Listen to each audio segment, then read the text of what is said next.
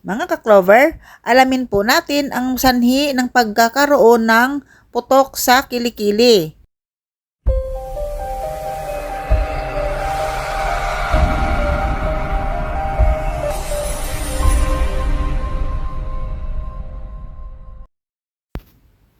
Mga pagkaing maaaring magdulot ng mabahong kilikili.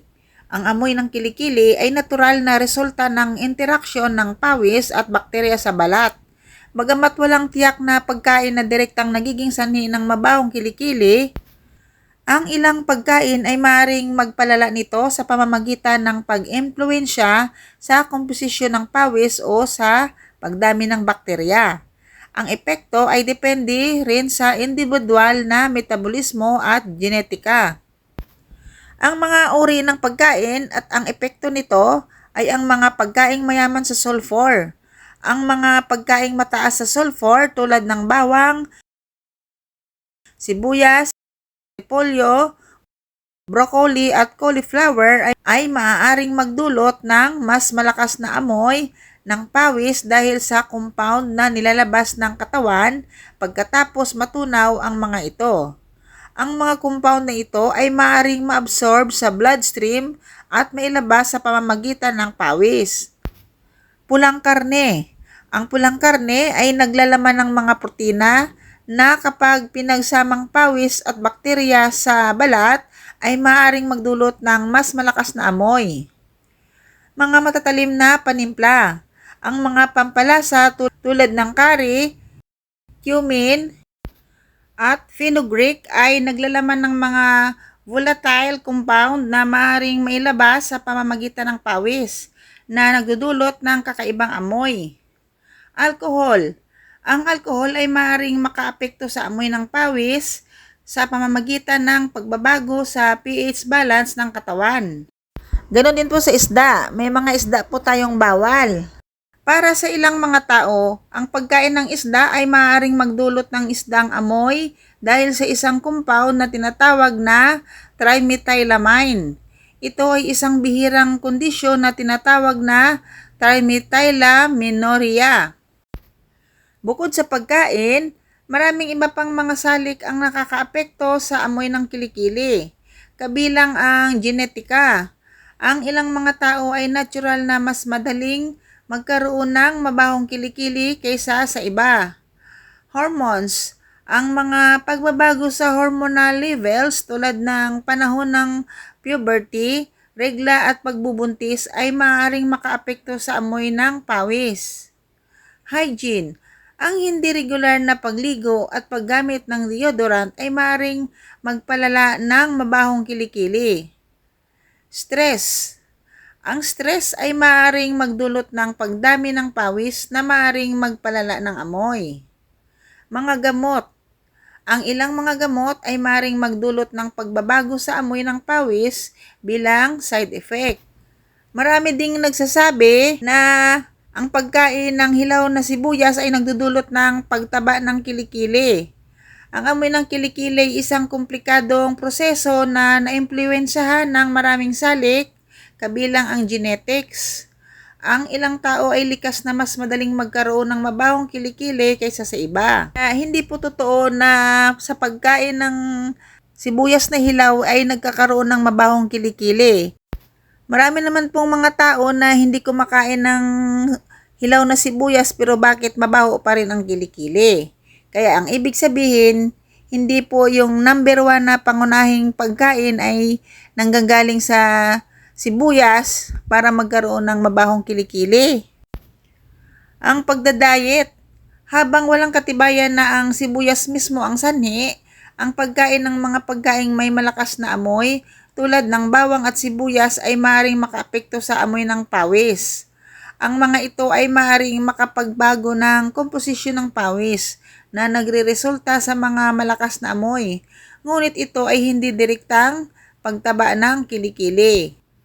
Sa hygiene, ang hindi paglilinis ng katawan ng regular ay maaaring magdulot ng pagdami ng bakterya sa balat na nagiging sanhi ng masamang amoy. Ang hormonal changes. Ang mga pagbabago sa antas ng hormone tulad ng sa panahon ng pagdadalaga o pagbubuntis ay maaari ring makaapekto sa amoy ng pawis. Medications. Ang ilang mga gamot ay maaring magdulot ng pagbabago sa komposisyon ng pawis na nagreresulta sa masamang amoy. Ang sibuyas at ang amoy ng pawis. Ang sibuyas ay naglalaman ng mga sulfur-containing compound na nagbibigay sa kanya ng matapang na amoy.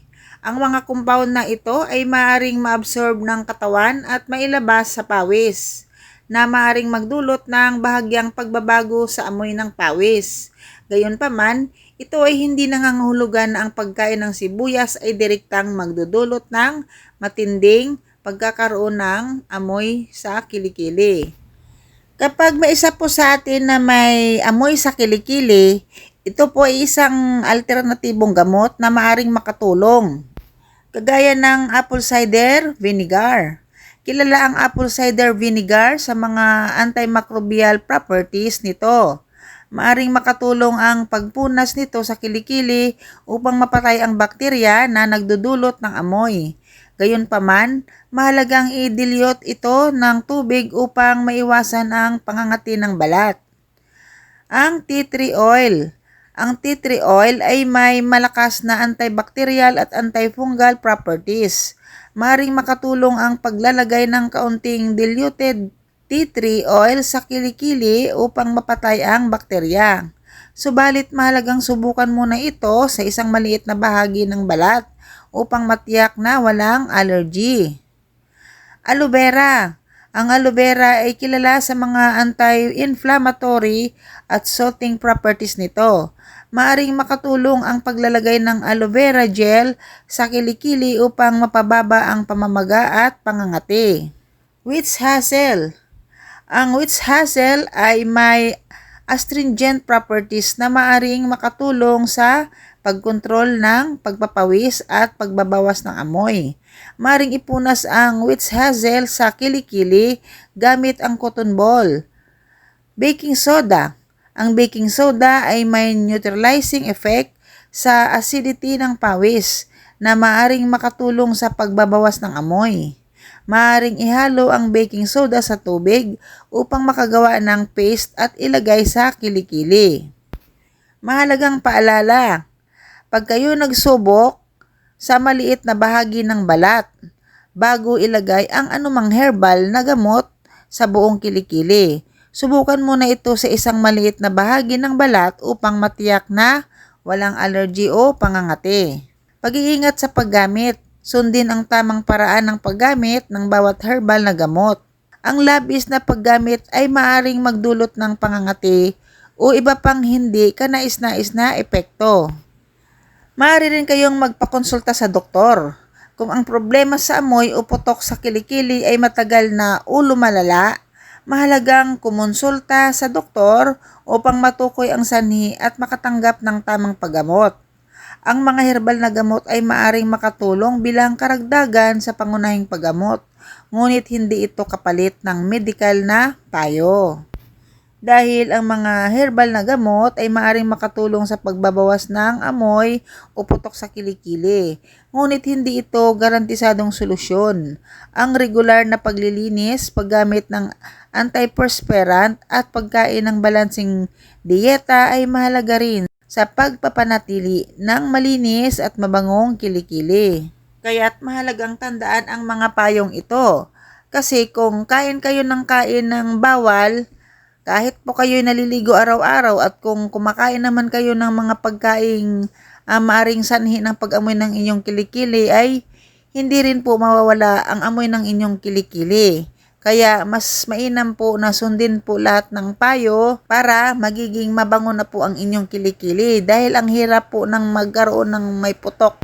Malaking impact po sa atin. Nakaka-turn off po, di ba?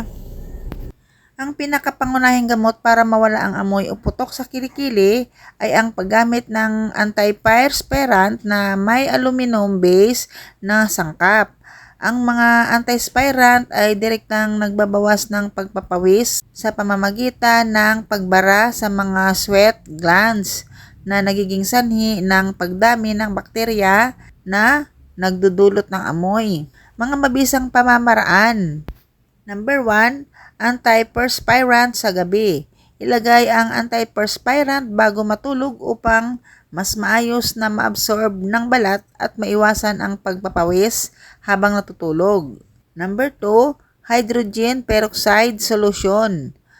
Paghaluin ng 1 kutsara ng hydrogen peroxide sa 1 tasa ng tubig at ipuna sa kilikili gamit ang tuwalya. Makakatulong ito sa pagpatay ng bakterya. Number 3, tawas o alum. Ang tawas or alum ay isang likas na antiperspirant na epektibo rin sa pagbabawas ng amoy. Pwede itong gamitin sa roll-on o ilagay lang direkta sa kilikili pagkatapos maligo. Meron din po tayong iba pang hakbang na mahalaga. Regular na pagligo. Gumamit ng antibacterial soap, halimbawa Safeguard, at kuskusin ng maigi ang kilikili. Mahalaga ring patuyuin ng husto ang kilikili pagkatapos maligo. Palitan ng damit, magdala ng ekstrang damit o underwear sa trabaho o paaralan para makalit pagpapawis. Iwasan ang maanghang na pagkain. Ang bawang, sibuyas at maanghang na pagkain ay maaaring magpapalala ng amoy ng pawis. Kung hindi pa rin mawala ang amoy, kahit matapos subukan ang mga ito, kumonsulta sa doktor para masuri kung may underlying health condition.